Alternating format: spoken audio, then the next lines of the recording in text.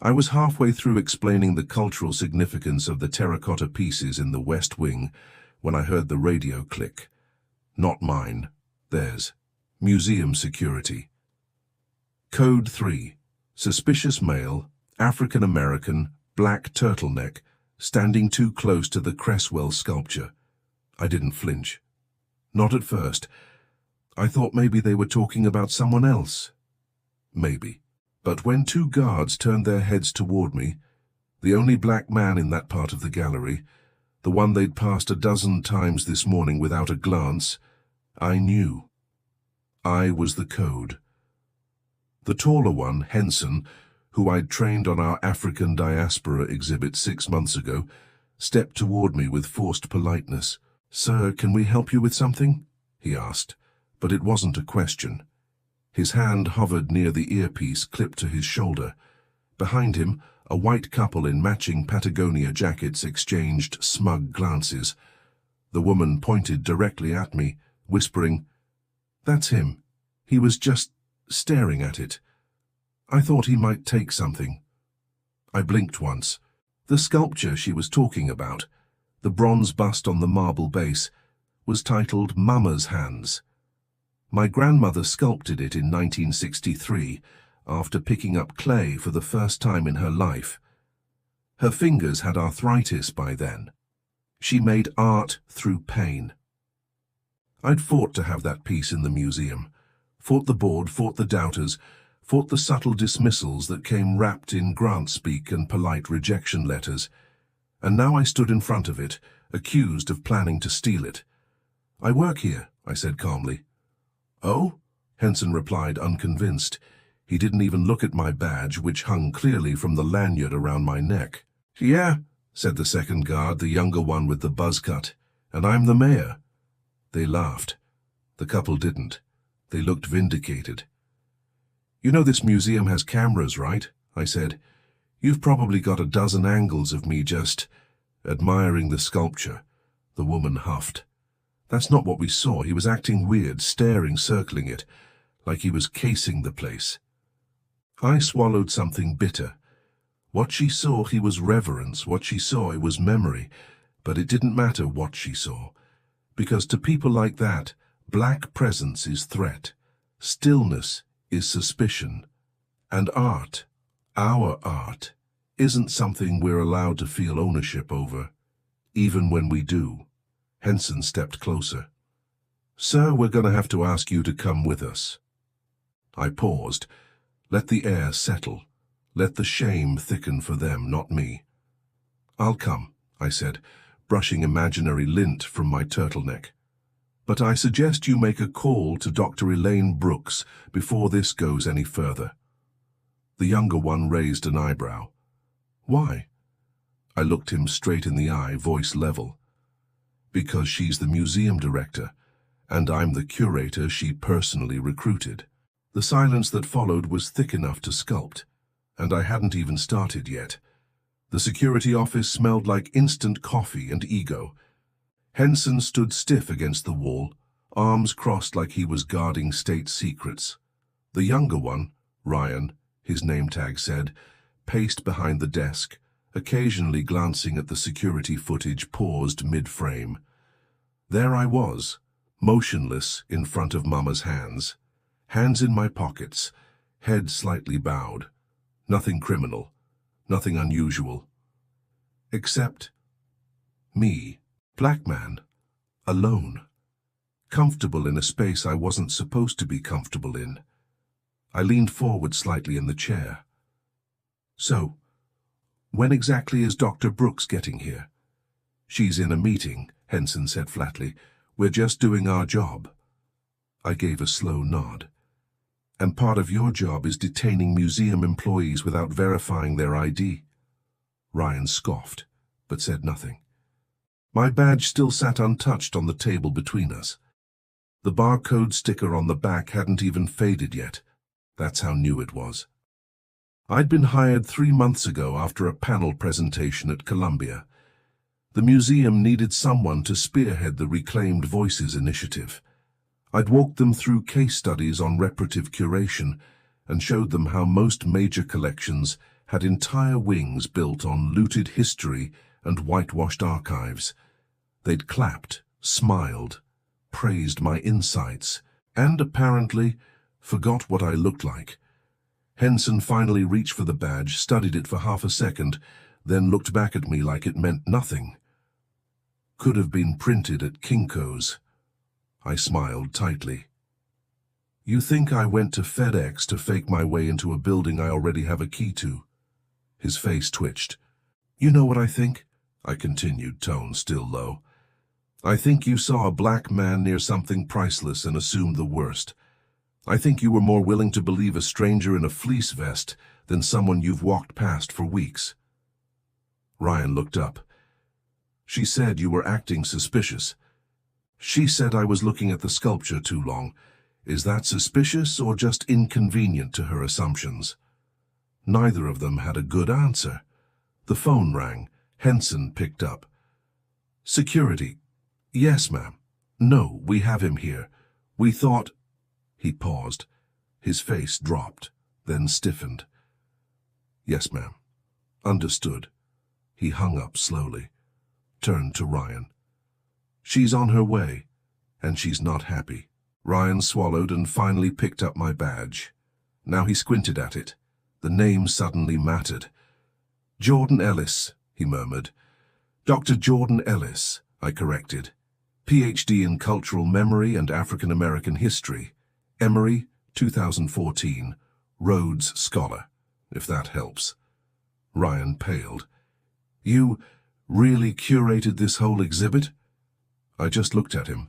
The room went quiet again except for the hum of the overhead light and the quiet churn of shame creeping in. Then, a knock. A sharp one. The door opened. Dr. Elaine Brooks stepped in, 6 feet of composure in navy wool, face unreadable, voice clipped. What happened? Nobody answered fast enough, so I stood up. I was accused of planning to steal a sculpture donated by my family, I said. By 2 guards who didn't bother to scan a badge, check a schedule, or ask anyone who I was. Elaine's eyes moved from me to the security footage, then to the guards. Her jaw locked. This is the 3rd time this month, she muttered. Ryan looked confused. 3rd what? Elaine's voice dropped like a hammer. 3rd time one of our black staff has been stopped, interrogated, treated like a stranger in the building they help keep running. Ryan stammered, Ma'am, we just... No, she cut him off. You didn't just anything.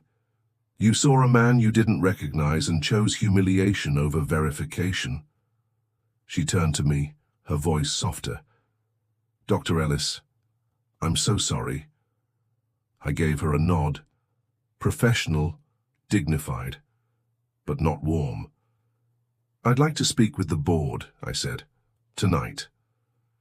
You'll have your slot, she replied, and you won't be speaking alone.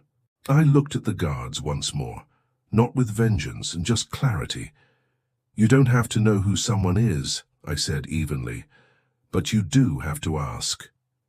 Then I left the room.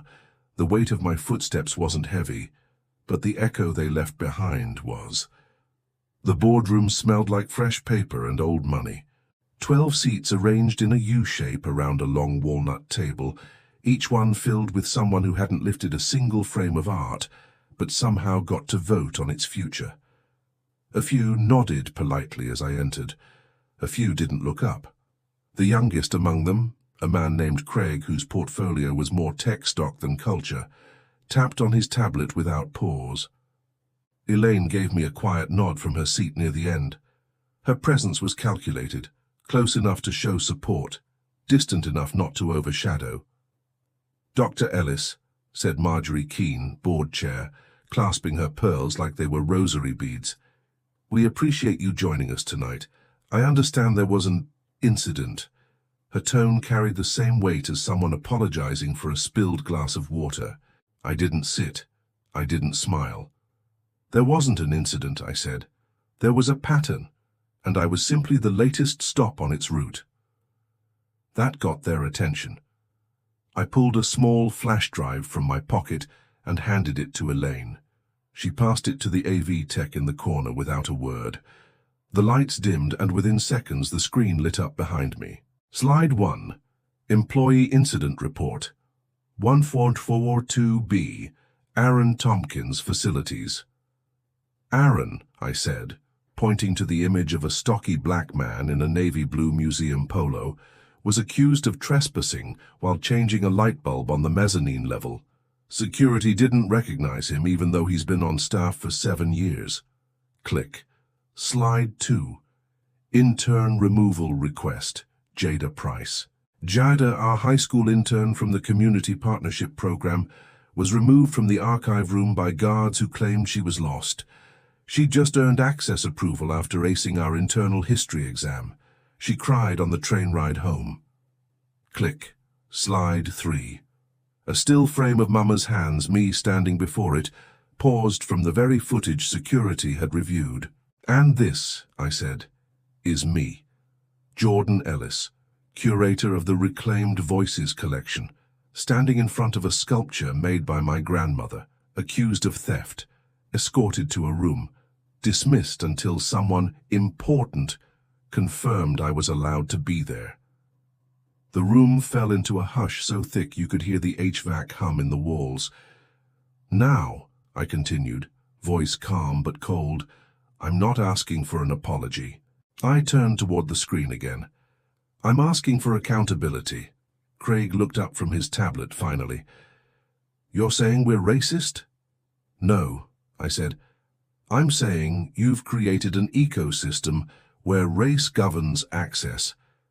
And that ecosystem has now cost this museum the trust of the very communities it claims to uplift. Elaine spoke for the first time. Dr. Ellis recommended a cultural integrity review 3 weeks ago. It was tabled unanimously. Keene cleared her throat, defensive. There are budget implications to that sort of, I cut in. There are moral implications to not doing it. A few people shifted uncomfortably. One older trustee whispered something to the woman next to him. I didn't care. This museum sits on land once home to black artisans whose names were never recorded. It features pieces acquired through shady channels, cleaned up with donor plaques and vague captions. And yet, when someone with lineage tied directly to those histories steps too close, you treat him like a threat. I stepped forward, slow. Let me be clear. I am not asking you to let me belong. I already do. The floorboards you walk on were laid by the stories people like me were born from. I paused, let it linger, then lowered my voice to something quiet, heavy. I will not shrink in the house I helped build. Elaine gave me a small, quiet nod, the kind that doesn't need words, the kind passed down from generations of black women who've seen too much to clap but still feel pride rise. Marjorie looked like she'd swallowed glass. We will take your recommendations under immediate review. Good, I said, because if you don't, I already have 5 cultural centers willing to house this exhibit. That part wasn't a bluff. And judging by the way her hands trembled around her water glass, she knew it. The next morning, I returned to the museum earlier than usual, before the front doors were unlocked, before the tour guides showed up, before the cafe began brewing its overpriced fair trade roast.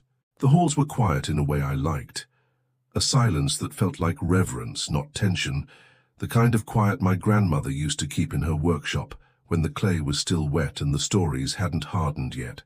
I walked slowly to the West Wing, past the Egyptian gallery, past the stolen Benin mask with the too polished placard, past the donor's wall with names etched deeper than some of the context descriptions in our archives. There it was, Mama's hands, still standing, still radiant, still ours. I approached it like I had the first time, slow, careful, letting the weight of it settle into my chest like ritual. I studied the curves of her fingers, the folds in the knuckles, how my grandmother had captured the ache of labor and the grace of love in a single molded gesture. She'd worked those hands through cotton fields, through nursing homes, through Sunday sermons and supper tables, until her joints swelled and her bones shifted. That sculpture wasn't just art. It was memory, a legacy carved into permanence. Behind me, the lights flicked on one by one as staff trickled in. I didn't turn around, didn't need to, but I heard footsteps approach, slow, uncertain. Then a voice. "Dr. Ellis?" I turned. It was Ryan, not in uniform today. Civilian clothes, a little sheepish, holding something in his hands. He rubbed the back of his neck. "I just wanted to say I was sorry for how I treated you yesterday." I said nothing. "I talked to Jada," he added, "the intern, and Aaron. Asked them what it's been like. They didn't hold back." Still, I said nothing. Just looked at him. Let him sit in the silence I'd been forced to swallow too many times before. Finally, he held out the item in his hand, a folded museum brochure. My name now printed at the top, just under the exhibit title, curated by Dr. Jordan Ellis. "We rushed to reprint," he said. "Elaine's orders." I nodded, took the brochure, ran my fingers across the print like it was braille for the soul. Then I looked up at him. "Thank you," I said, "but I don't want a printed correction. I want structural ones." He swallowed hard. "Understood." I started to walk past him, toward the staff wing, then paused. "You know the piece you thought I was going to steal?" He glanced over at Mama's hands and gave a guilty nod. "She made that after her sister died in the riots, 1963. Said she needed a way to grieve without screaming." He looked stunned. "I didn't know." "Now you do." And I kept walking. By the time I reached my office, Elaine was waiting. "They're approving the integrity review," she said without preamble, "unanimously, and the board chair requested you lead it." I sat down, not with excitement, with responsibility. "You sure they're ready for me to dig that deep?" I asked. Elaine smiled. "No, but you're the only one who'll do it with both precision and truth." She set a stack of files on my desk. "Start wherever you want," she said, "but start soon." I opened the first folder, acquisition logs from the 1970s, redactions, unclear provenance, colonial fingerprints smudged into polite catalog numbers. I'd start here, but not end here. 3 weeks later, the marble didn't feel as heavy, not because Mama's hands meant any less, but because the silence around it had finally started to crack. The museum had released a public statement, short, careful, vetted by PR. It used words like reaffirm, inclusion, and commitment to dialogue. But more importantly, it named me, gave me credit, recognized the pattern and not just the incident. That part, that had my fingerprints on it, and yet what mattered most wasn't on the website. It was happening downstairs, in the basement. The museum archive, cold and fluorescent lit, was where the real work had begun. Me, a team of interns, including Jada, now promoted to paid researcher, and a few brave staffers who'd been here long enough to know what got hidden when no one was looking. We pulled records nobody had touched in decades, donation ledgers, acquisition letters, shipping manifests, many typed on yellowing paper from countries no longer named the same. One morning, Jada held up a folder with shaking hands. "You need to see this." Inside, a letter dated 1981, a London gallery, a hush-hush sale of 3 West African artifacts to an anonymous American collector. 2 of those pieces now stood proudly on the second floor, labeled simply Unknown Artisan 18th Century. No mention of their journey, no record of their loss, no grief acknowledged. I leaned back, jaw tight. They knew. "Worse," Jada said quietly. "They lied." I nodded once. "This goes in the report." That report had grown from a one-pager to a binder thick with revelation. Over 100 pieces with suspect provenance. 35 donor relationships flagged. 7 exhibits recommended for removal or full context rewriting. Every few days I brought a new chapter of it to Elaine. She read each one carefully, sometimes with a pen in hand, sometimes with her fist curled under her chin. "This isn't just accountability," she said one afternoon. "It's a reckoning." And still, not everyone was ready. One morning I entered the boardroom early and found Craig already there, flipping through the latest audit draft. His face was tight, voice sharp. "This is going to scare donors." I walked in slowly. "If donors are scared of truth, maybe they're not the kind we want." Craig slammed the binder shut. "You're going to burn this place down." "No," I said calmly. "I'm trying to stop it from sinking under the weight of its own hypocrisy." He stood. "You talk like you own this museum." I met his eyes without blinking. "No. I talk like someone who refuses to be a guest in a house built on stolen ground." He left without another word, but he left the binder behind. Later that evening I stood in front of Mama's hands again, this time with Jada. She was quiet at first, then asked, "Do you ever get tired?" "All the time," I said. "But tired doesn't mean I'm finished." She nodded, then looked up at the sculpture. "I want to build something like this someday." I looked at her. "You already are." Behind us, a young black boy wandered into the exhibit with his mother. He paused in front of the sculpture just like I had the first time, wide-eyed, still, curious. Then, something small but powerful.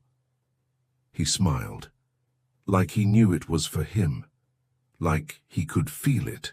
That was the moment I realized this was bigger than justice. This was about reclamation, one truth at a time, one exhibit at a time. By mid-autumn, the labels began to change, quietly at first. No press release, no ceremony, just a shift in the language, one word at a time. What used to read "gifted by anonymous donor" now read, "originally seized from the Benin Kingdom during British raids, 1897, currently under provenance review." "Attributed to unknown artisan" was updated to "created by Ola Adeniji, Nigerian sculptor, whose descendants were located in Lagos in 2023. I walked the halls like a man retracing a battlefield, but instead of ruins, I saw repairs. The kind made with care, the kind not meant to erase the cracks but to honor them. We launched the first reparative curation tour on a Sunday. Mostly black families showed up. Some elders brought children by the hand. Some stood alone, shoulders squared, mouths tight, holding pain so old it had no words anymore. But they came, and they listened. I stood near the back, watching one man stare up at a reclaimed plaque beneath a bronze sculpture of a kneeling woman with a basket on her head. He looked like he was remembering something no one else could see. After a while, he turned to me. "My grandmother used to say the British took everything, even our names. She wasn't lying." I nodded slowly. "She was telling the truth. We're just now giving the truth a frame." He gripped my hand, firm, then walked on, but not everyone was clapping. That week, a donor pulled $150,000 in annual funding. The letter was polite but cutting. Accused us of sowing division, of recasting history through a victim lens, and alienating those who have long supported the museum's legacy. Elaine handed me the letter without a word. I skimmed it, then slid it back. "Let him go," I said. She smiled faintly. "I already did." The next day she replaced his nameplate on the North Gallery wall with a plaque that read, "This exhibit is currently under ethical review. Thank you for your patience." And that, more than any press conference, sent a message. In the archive room that Friday, I found something unexpected. An old unmarked folder tucked between acquisition ledgers. Inside, photos, dozens of them, black and white, faded, some blurred, all of black people, unnamed, unsmiling, surrounded by artifacts that now lined our walls. Men standing beside carved doors, women holding woven tapestries, children watching as cameras flashed, frozen in time beside treasures stripped from their villages.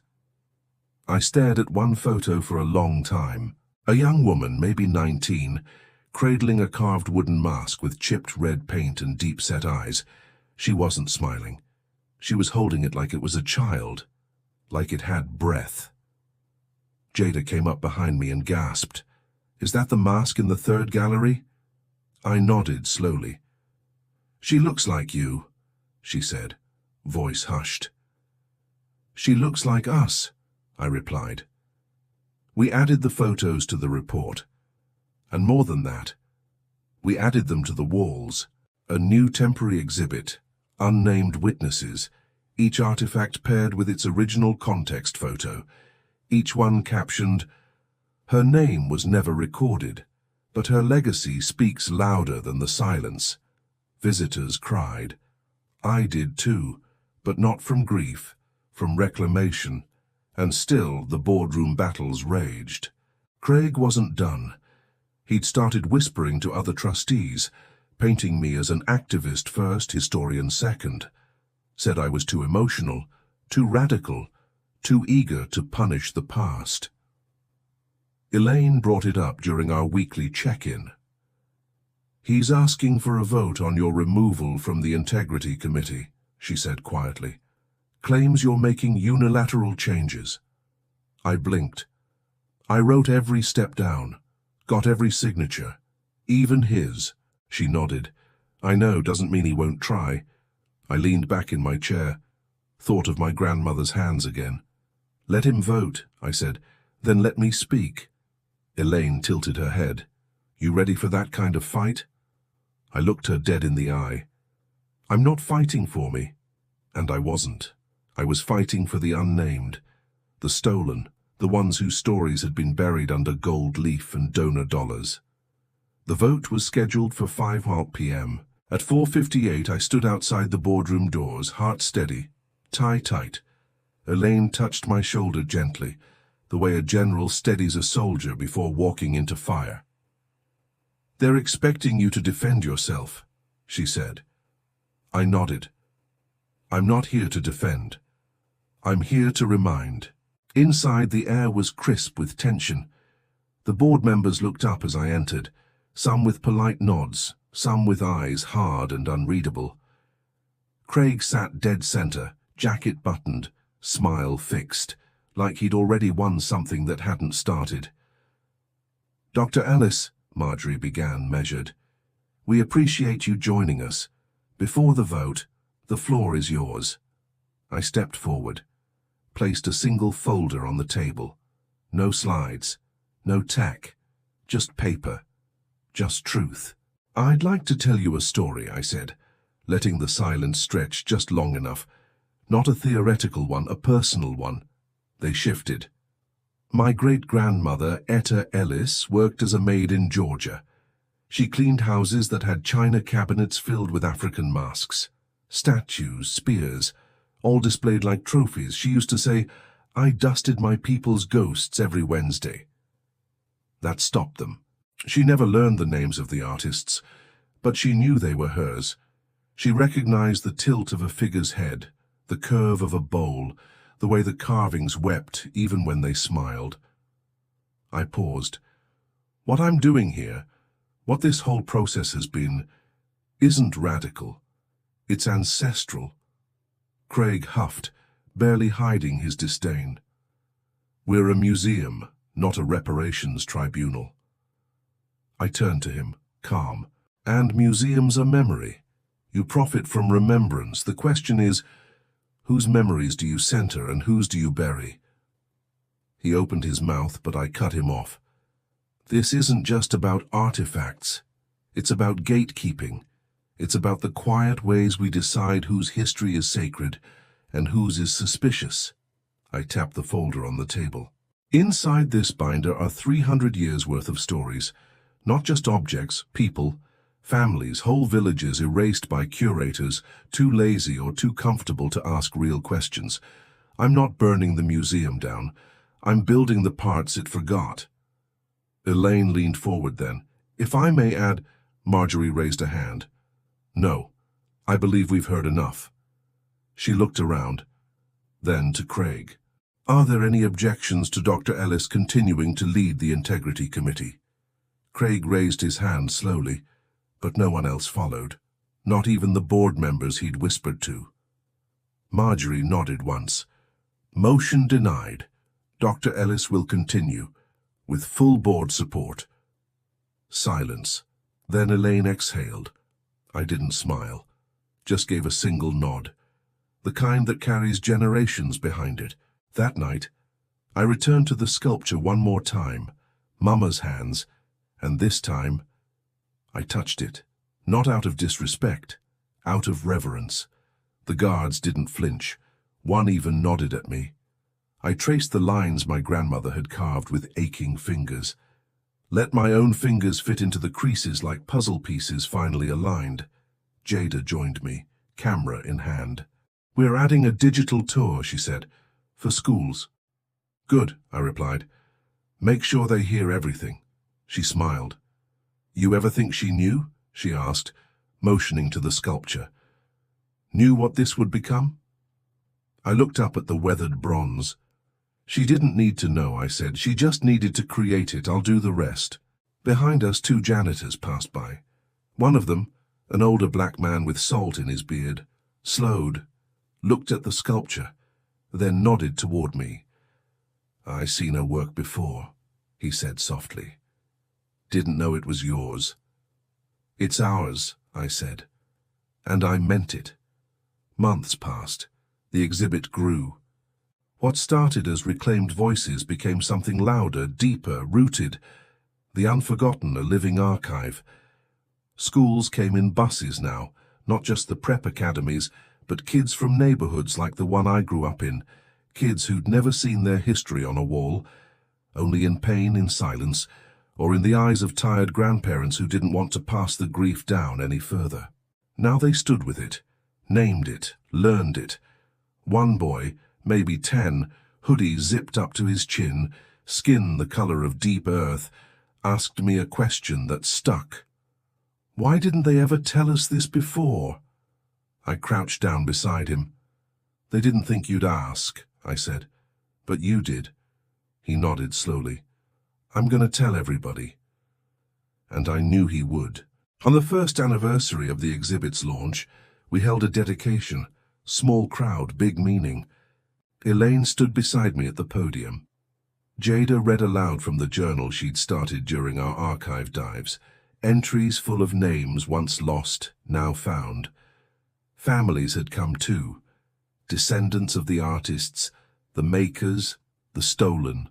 Some were quiet, some wept. One woman brought her grandfather, who walked slowly with a cane and stared at a sculpture his uncle had carved before being taken to America in chains. When the ceremony ended, the museum unveiled a new installation, the Wall of Return.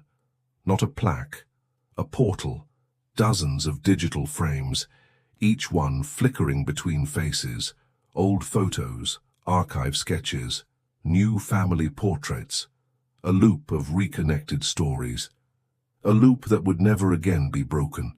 At the center of it all, and behind tempered glass on its own pedestal, stood Mama's hands.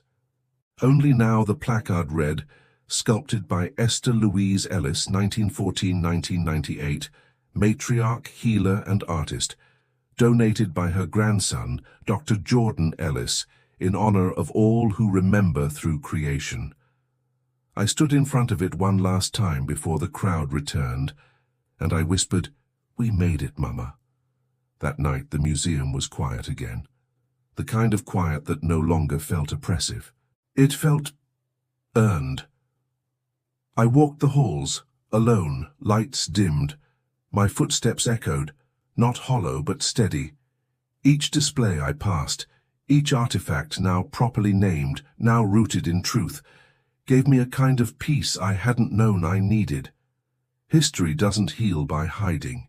It heals by revealing, by returning, by reaching into the silence and planting something louder than denial, something called legacy. And when I finally reached the front doors, I looked back once more, not to say goodbye, but to nod at what we'd built. Not a museum, a monument, to truth, to memory, to us.